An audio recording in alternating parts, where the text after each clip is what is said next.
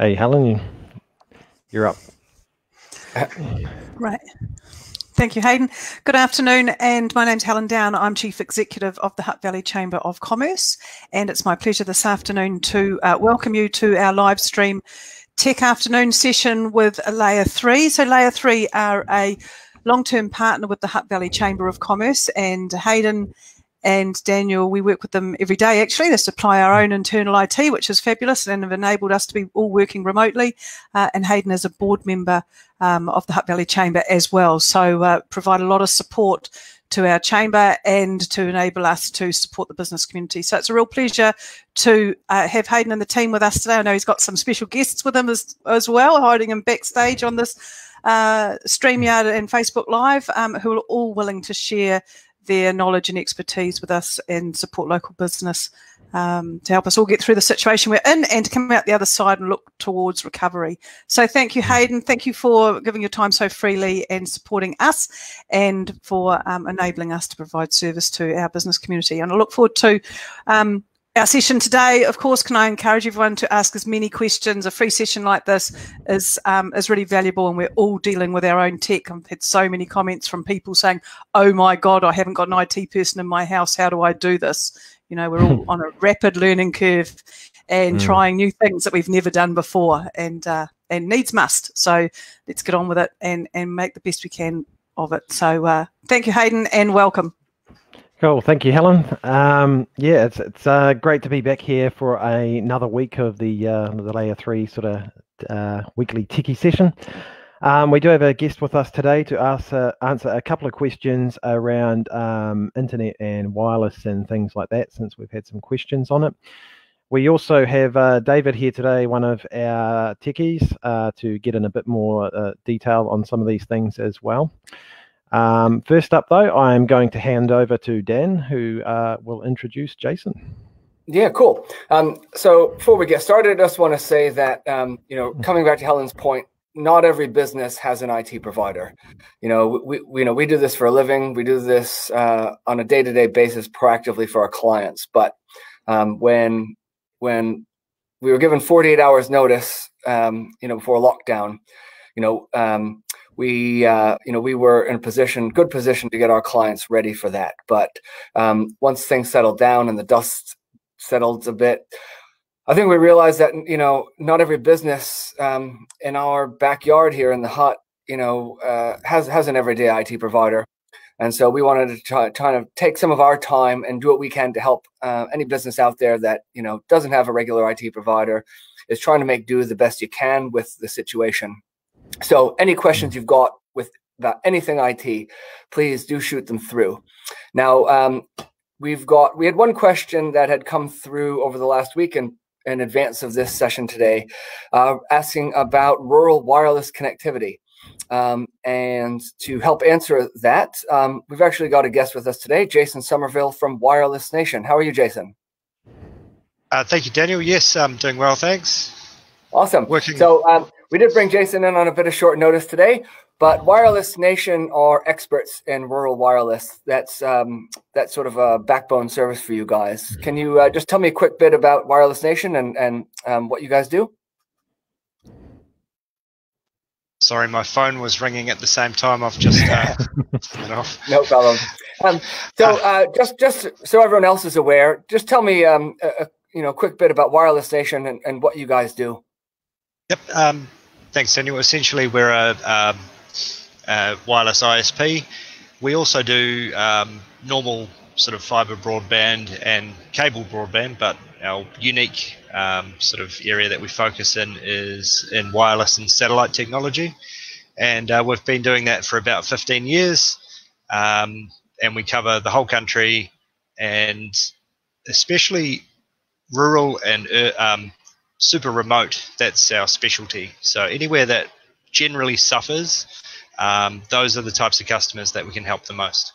Yeah, and that is a bit of a niche, because what a lot of people don't realize is that, a lot of people will know what the UFB is, the Ultra-Fast Broadband Initiative, that's brought fiber, all across the country, but it didn't bring fiber everywhere all across the country. And there were a number of areas that were designated that they're never going to get fiber. It's just not practical at all. And so what did the government roll out, to support those sections?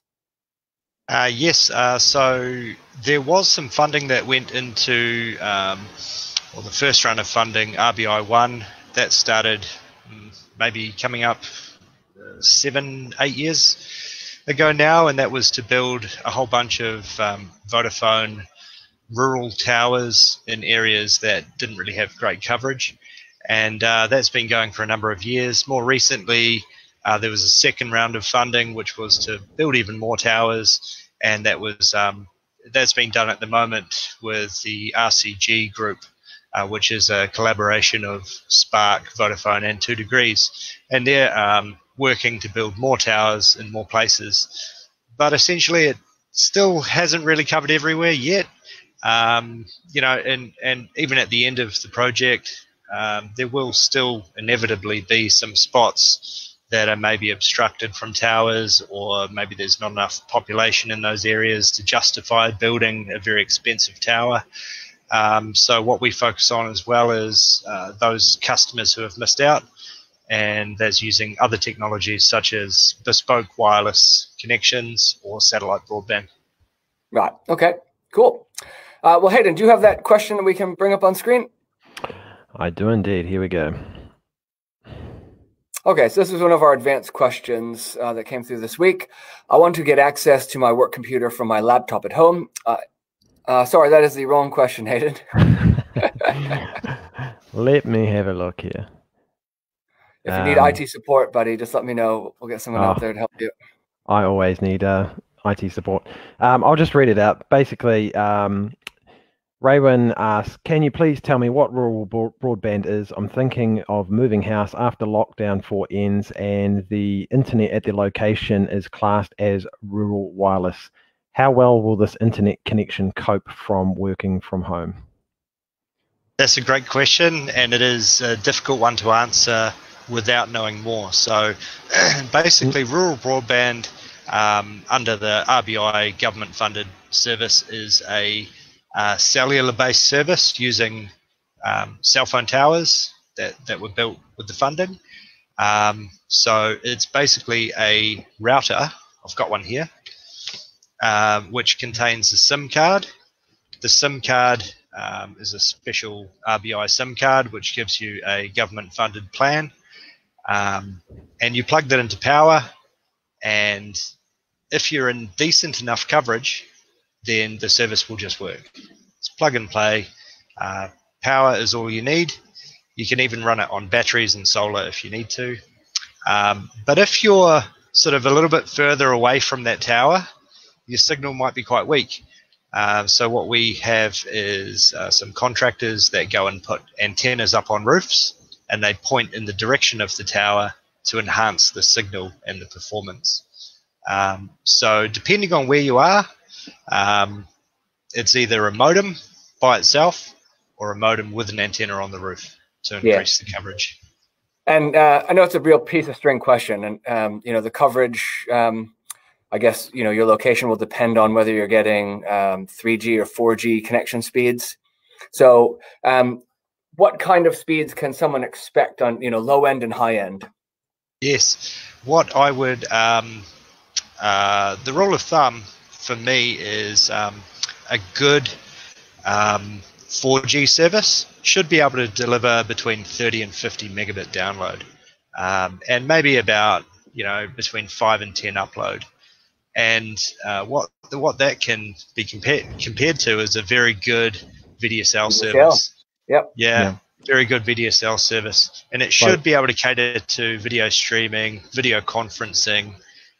For example, I'm attached to an RBI service right now, doing this conference, and I work from home all year round, not just during pandemics. So I find the service works perfectly for my situation. I just have sort of an off-the-cuff question, actually. Do you guys know if 5G is going to change the way rural broadband's delivered, or if broadband's going to be delivered at all? Good question. If we look back in history, what we've seen is, cell phones were invented, right? And then from there, we were talking 2G and CDMA networks. We went to 3G, we went to 4G. 5G is a natural progression path for the delivery of IP over the network. So yes, 5G will become available. There'll be new devices. These ones here that every man and their dog are offering in the rural market don't support 5G. So there'll be a new version of technology coming through. Okay. 5G, what it will do is enable a lot more bandwidth. It does have lesser coverage areas. So, I mean, you put a tower here and the coverage on 3G is very wide. 4G, not so much. 5G is even narrower. So you'll find that there'll be more towers around to support 5G. But in saying that, the technology is more cost effective and it is more less power hungry. So you find that, you know, it's more affordable to build more towers. Cool. That's cool. Now, to come back around to that question, the practicalities of working at home, and we think of, you know, what are people going to be using? They'll be doing some browsing, you know, pulling down some files, some video conferencing, possibly even some SIP or VoIP, you know, calls coming through as well. What kind of, you know, I mean, you and I have both worked in the internet industry for a long time, but for people who often feel like internet is a big mystery to them, what kind of capacity does someone really need at home in order to support that kind of environment? Because, I mean, I'm sure you've seen it. I know I have. People, you know, often overbuy bandwidth because they've really got no sense of scale about what's required. You know, they might get a gig connection or 1,000 megs down without realizing that there are very few sources that can actually feed them 1,000 megs down. You know, really, it's not about how fast one stream is, but how many streams you can fit in a row, you know? So for people who are working from home and who may have some concerns about, you know, how much stuff can I fit into the, you know, the width of my connection? Yes. What can you tell us about that? Sure. The way I look at it would be you should always try and get the best connection you possibly can for your location. So if you're, you know, haven't investigated that for a while, maybe you should talk to your ISP or give us a call and we can look at all different technologies for you. A video conference should use a few megabits, like we're probably talking only 3 or 4 for a video conferencing session. But at the moment, you know, it's a different scenario. We've got people at home with families who are maybe, you know, watching video at the same time as you're trying to get your video conferencing done. For example, a Netflix video is going to consume about the same as a video conference, maybe 4 or 5 megabit per second. So, you know, if your speed test results are showing you when no one's doing anything, 10 megabit, maybe, you know, you should kick people off when you're trying to do a video conference, kick them off Netflix. What a lot of my customers are doing, because my job is I look after business and commercial customers around the country, and my job is to sort of help them with their strategies. And what a lot of them have done is purchased a second connection for their home while they're working at home, so they can keep the family on the existing connection and use the second connection for business only, just to separate that traffic. If you have 100 megabit fiber, there's no reason why you can't do a whole bunch of stuff at once. Yeah. What about like temporary upgrades? Is that something that's possible commercially to, you know, if someone's, you know, needs to bump up their bandwidth at home during this period, can they do that for a 2-3 month period? Absolutely, yeah. What we have been doing for our customers is providing no fixed term services. So basically, if you want to buy a fixed wireless service for 1 month or 2 months, or hey, you might find that it's better than what you've ever had, you might stay for life. That's fine. We're doing 30-day terms, and we have a variety of different packages from small to large, 3G only to 3G plus 4G. And we're an essential service provider, so we're continuing to ship modems, like this in a post bag. They arrive the next day on a courier, and they're ready to use. That's actually just something I wanted to clarify, because to get fiber installed at home at the moment, people probably think they can't get it done. But from what I understand, Chorus is still doing installations. So if you do need to get that connection sorted, you can still get that done. Speak to your ISP about that. If fiber's already been done and put into a premise already in the past, and you're looking to reactivate an existing service that's been installed, then that's no problems. It's a logical, someone tapping on keys and getting it done. If they need to visit, they may or may not be able to do it depending on the situation. But there are always other options with us. This can work.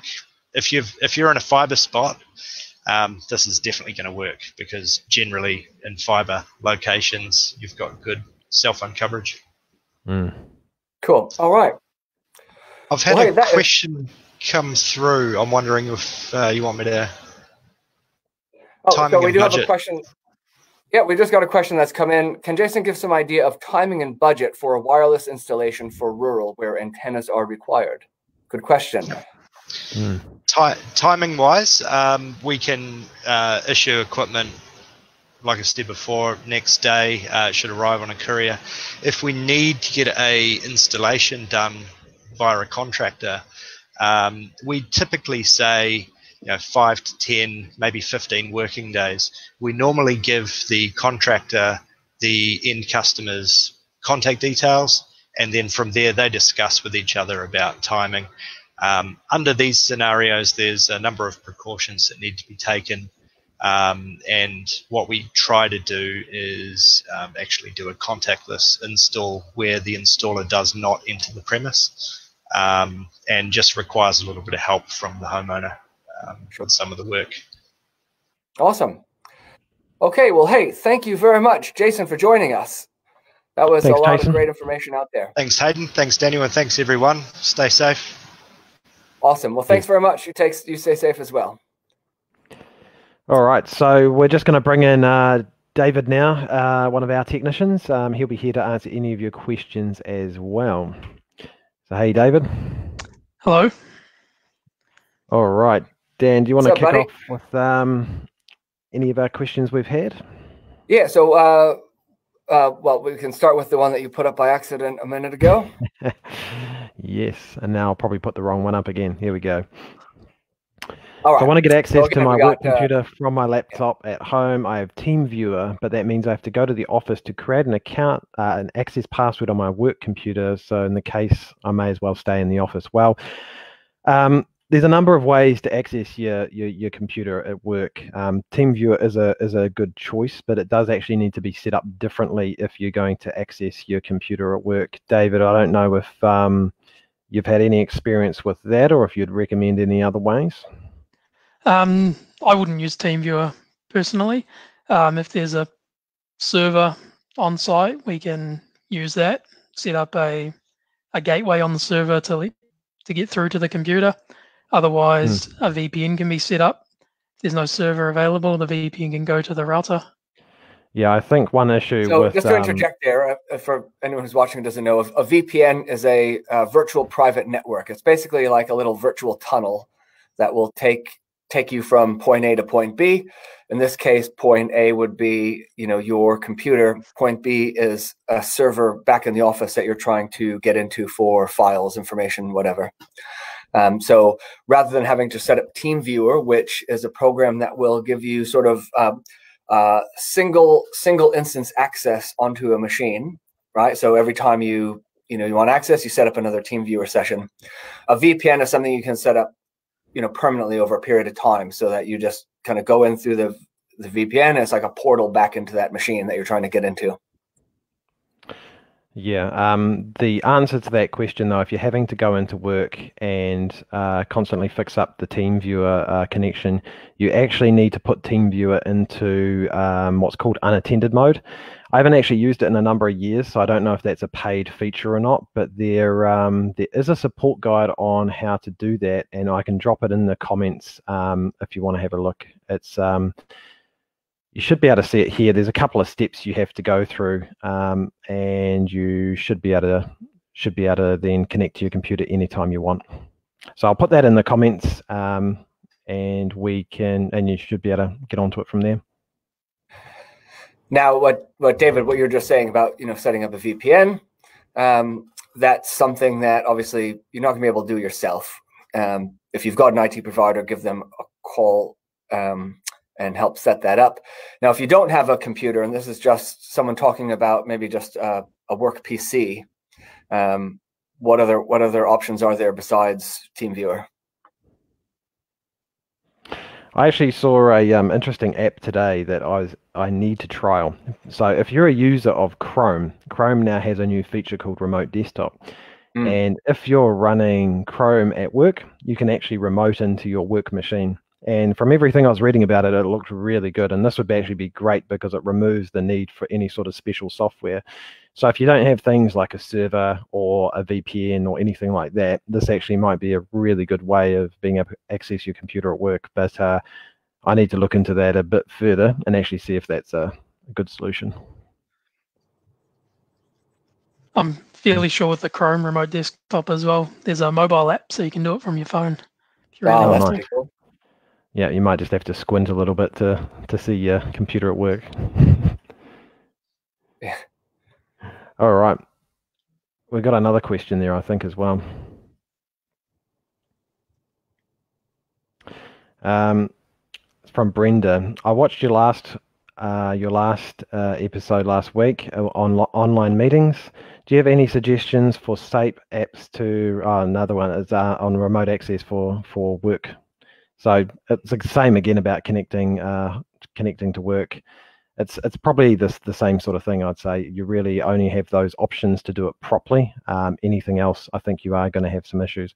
We might actually have to write up a bit of a blog post on this, on the best ways actually to connect to your work machine, because we're getting asked this over and over again by people. Yep. So one other thing that I've been asked numerous times so far, and I don't know if you want to bring up that other question then, Hayden, around scanning. I can't actually, so you might have to read that one out. Okay, so give me a second. The question was, our biggest issue is scanning. Most people at home may have access to an inkjet scanner or the like, which is slow and scans documents into large files. Any tips on how we can scan efficiently? Right, so that's something that might not be the first thing you think about when you go to work from home, is that if you're scanning documents, you've got a big professional machine to do that in the office, but how are you going to handle that workload when you get home? So first of all, David, do you have any thoughts? Yeah, so from what I've seen, unfortunately those home grade printers, when they scan to pictures. Like they'll scan the page and save it as an image file. Some newer ones I've seen save to PDFs, which are smaller documents, but you're not going to get it the same as you would scanning on a big multifunction device. They're pretty good though. They do the job. Yeah. Now, one easy solution that you might be able to look at as well is a scanning app for your mobile phone. I actually use this myself. I've used a little app for this for years. I use one called Fast Scanner. That's all one word, Fast Scanner. It's got a basic free version and then a paid upgrade. So for my little usage, the free version is okay. If you're going to be using something like this at home for work, it's almost always worth paying to get the professional version, so you can make sure you can use it enough, get any support you need for it. But the nice thing about an app like Fast Scanner, or I'm sure there's a million that do the same type of thing, is that you can use your phone. It uses a camera on your phone to take the picture of the document, but it will save it as a PDF instead of as an actual JPEG photo image. So instead of having like an 8 meg file, you can save it into a much smaller PDF document, and it doesn't take that painfully long. It's just as fast as taking a photo. And then you can just add pages, by the way. You're done. What's that? That was perfect sound effects, by the way. Oh yeah. So yeah, it's as easy as taking a photo, but you can just add pages. So if you have for example, a 10-page document, you just keep adding photos onto the same document. You save it with a name. It'll save it as a PDF. It'll actually allow you to crop everything down. So if you're taking pictures of a document on a desk, you can just crop away any of the desk, and it'll automatically realign and fill the page with your document.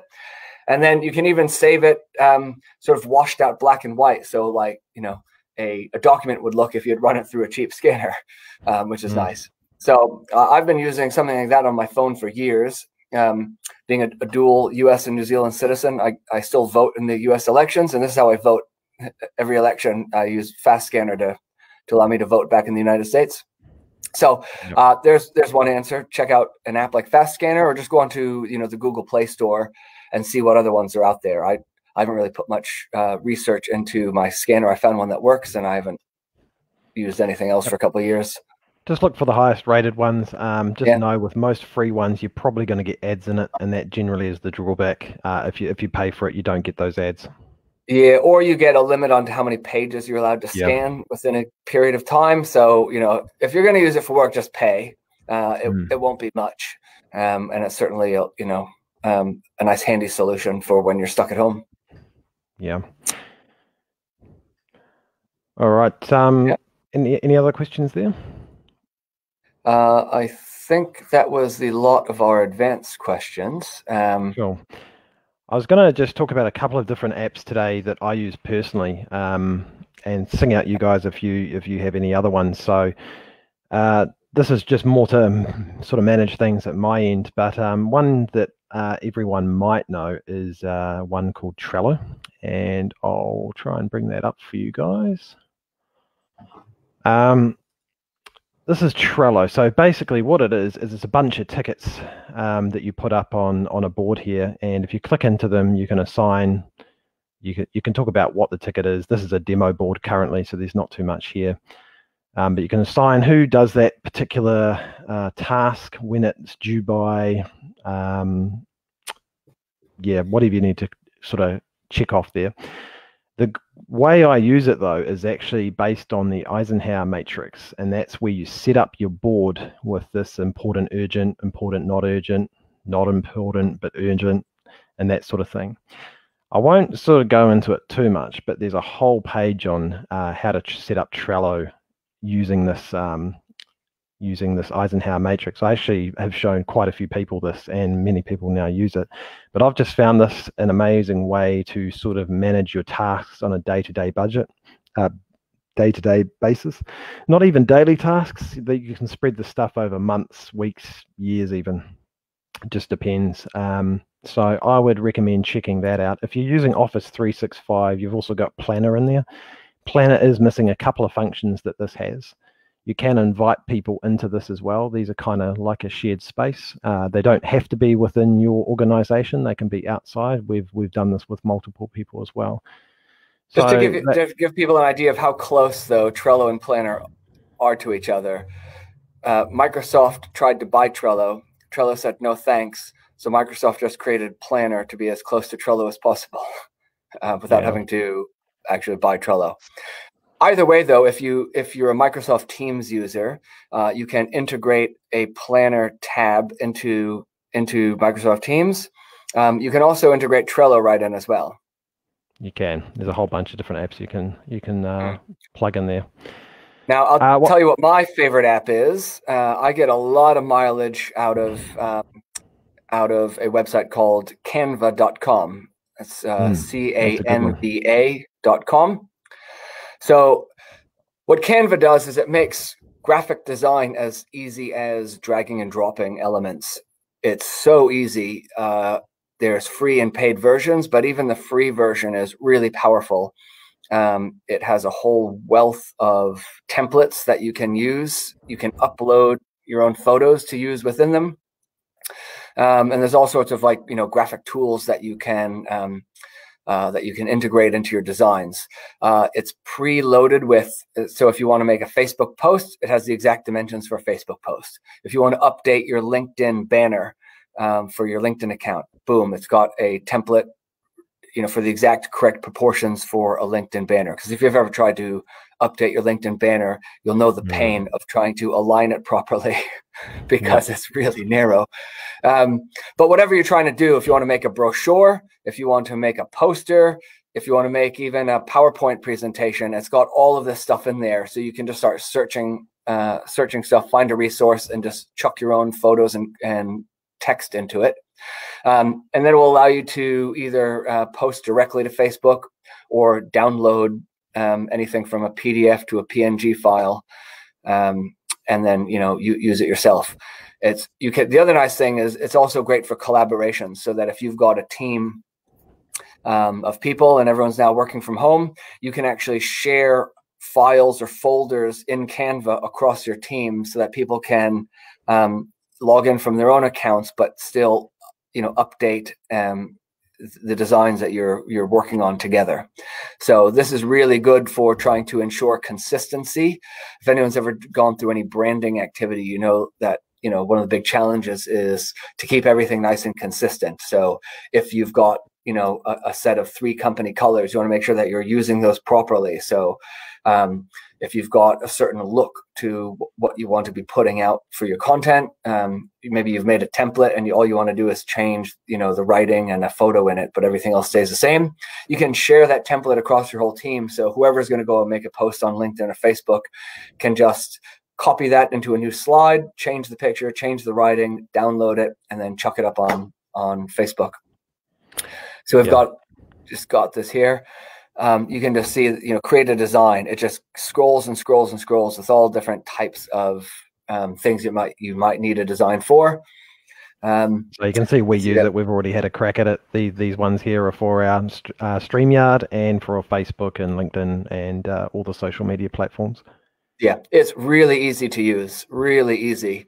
And you might, with a lot of extra time on your hands at the moment, this is a great time, by the way, to put a little of the care and attention into your social media, for work that you might not have time to do during normal circumstances. So get on there, put some stuff on LinkedIn, put some stuff on Facebook, but don't just write a post, put a graphic with it, and you'll get more eyeballs on what you're trying to say.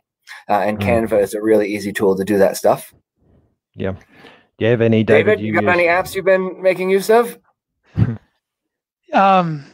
Not really work-related ones, to be honest. Probably LastPass is the main app I used. Obviously, everyone knows LastPass. I brought that up last week, actually. LastPass is a great one. So just for anyone who's not familiar, run us through LastPass. The password manager with extensions for just about every browser you can think of. Autofills password fields. You don't need to know your own passwords for your websites. They can all be different, complex passwords. You just need to keep your master password safe. Premium's only like $1 or something, $1 a month. So when people at IT companies like us yell at you guys watching about your passwords, we really, really mean it. Most security doesn't come from your computer being hacked. It comes from your email getting hacked just because someone's got your password. If you use the same password across multiple sites, it becomes really easy. Someone might hack, Yahoo and get your Yahoo email password. All they then need to do is try and find any other online accounts you have and try the same password. And if you've used that password, around town, like a lot of people do, then now someone can get into your Facebook account. Now they can get into LinkedIn. They can get into your work account. And that's when stuff starts getting real bad. So use a different complex password on everything, but you don't need to remember them if you use a tool like David's talking about here with LastPass, because you have one master password that will, get you access into the vault. But then every time you go to sign into something, LastPass will recognize, that you need to enter your password here, and makes it really easy to have a different, really difficult password for everything without getting lost yourself. Cool. The last one I'll show you just quickly is a tool called Zapier. Not many people will probably know about this. Now, this is a tool that, like everything these days, is really integrations. You might have a CRM, it could be anything, HubSpot. We use one called ConnectWise, doesn't matter what it is. You may use MailChimp or various other tools out there. What Zapier does is connect them all. And you can, I've got a couple set up here, but you can search here for an app. For, if you select, say, Gmail, you can search, what do you want to do? What action do you want to do when something happens, basically? So we actually have a couple set up here for ourselves. And what it does is we use MailChimp for some of our newsletter stuff. When we update a contact in MailChimp, it actually updates our contact in our CRM, and vice versa. It goes backwards as well. There's another one here. If you create a Zoom meeting, you can create a calendar entry automatically on your Outlook calendar or Yahoo or whatever that may be. So this is a tool that connects multiple apps, and it really, these days, it doesn't matter what app it is. There's hundreds and hundreds of them here. Some of them are a bit more complicated to check up, to set up than others, but most of them, they just have a button you click and it'll implement it for you. So if you've got the time on your hands to start looking at sort of integrating things and making your business a bit more streamlined, this is what I'd suggest to do that. That's cool. Now, speaking of Zoom, I just wanted to touch base on that again real quick, because you had the question come up last week about Zoom security. And that's obviously been in the news quite a bit over the last couple of weeks. In case you've missed it, everyone around the world is working from home. So subscriptions to Zoom, which is a web-based video conferencing platform, just went through the roof. But at the same time, a number of security and privacy issues came to light about Zoom. And some of them were pretty bad. So we saw the rise of what's called Zoom bombing, where people were actually able to break into your meetings and take over the meeting and play, anything on screen that they wanted. Certain types of machines were open to having, the computer taken over through the camera. There were also some privacy issues where it came to light that Zoom was capturing information about everyone participating in a meeting, what you're talking about, and then selling that information to the likes of Facebook and LinkedIn. Even if you don't have a Facebook account, Facebook was still buying your information. So there's been a lot of problems in that. Now, I just wanted to update that because, to their credit, Zoom have actually put a lot of work into not just PR, but to some real fixes to their problems. The Zoom CEO came out and did a live stream apology for all those problems. They've stopped all further product development and focused everything entirely on security fixes. So some of the things that they've fixed over the last week or so have included adding more meeting controls for hosts, including a new option that is called security. That will allow you to quickly lock down a meeting if there is an incident like Zoom bombing, where you can lock a meeting or remove participants quickly and easily. So that will replace an invite button in the meeting control. And it's just to make sure that everything security related is in one place rather than having to go searching across, the whole app trying to find different security features. Another big one now is that the waiting room function. So if you've ever been in a Zoom meeting, there was an option where when participants come in, you go into a waiting room before you get let in, but by default, it just let you straight into the meeting. So Zoom have now changed that, and the waiting room function is now on by default. So that means that hosts will have to manually let their guests into the meeting, but that will help Zoom prevent Zoom bombing from taking place and and breaking in. Another important security update is that you'll see passwords turned on by default to ensure that all users properly secure their meeting. So before, you didn't have to use a password. Now a password will be on by default. Meeting IDs will no longer be displayed. They've also even done things like hiring new security consultants from Facebook. And they basically shut down adding any new features to Zoom so that they can focus entirely on security. Pretty big changes. That's something to keep in mind, that there are alternatives to Zoom if you're still worried. They still haven't done anything about the privacy issues, but at least some of the really blatant security hacks that were available to anyone that wanted to hack into your meetings are being addressed pretty quickly. All right. Well, I think that's pretty much it for today. So thank you all for coming again. We're hoping to do this again soon, probably next week sometime. Before we go, though, I am just going to hand back to Helen. Thank you, guys, for sharing lots of different areas and covering, a wide range. I think we need to, if you do a blog, Hayden, that would be fabulous. We'll pop that up on our new hvchamber.org.nz COVID-19 website that we've gone live with. So we've got a whole pile of resources there now. So we're good to have a couple of blogs on some of this content. And of course, this live session will be posted on there as well. Just wanted to thank you for your time. Thank you very much for your special guests, for Jason as well, for coming along. That whole wireless space is something that I'm personally really interested in, and I know a lot of other people are, so we'll probably be talking to you about that. Just for everybody else, just to let you know, we've got several more live sessions coming up tomorrow in the morning at 8 o'clock for breakfast. We'll be talking a bit about local business confidence and what we're seeing happening in the Hutt Valley business community. That'll be myself and Mark Scully, President of the Hutt Valley Chamber. So we've been doing some prep for that today. We're organising Kendon's to talk to us next week about this tax loss carryback scheme. I can never get that name right, but it will be quite useful in terms of dealing with our provisional tax as business owners in the coming 12 months. And tomorrow we've got the BNZ speaking on the business finance guarantee scheme. So every day we're loading up new speakers. It's all about having local business helping local business. So please check back in with us. Have a look on our hvchamber.org.nz site as well for the next things that are coming up. And we look forward to joining with you tomorrow and in the future as well, as we all navigate our way through COVID-19. So thanks very much for joining us today, and have a safe afternoon. Cheers. Yeah, thanks. Thank you. Thanks very much, Helen. Remember, everyone, IT should be about possibilities, not problems. But if you do have problems, we're happy to help. Nice way to leave it. Cheers. Thanks, guys. Daniel. See ya.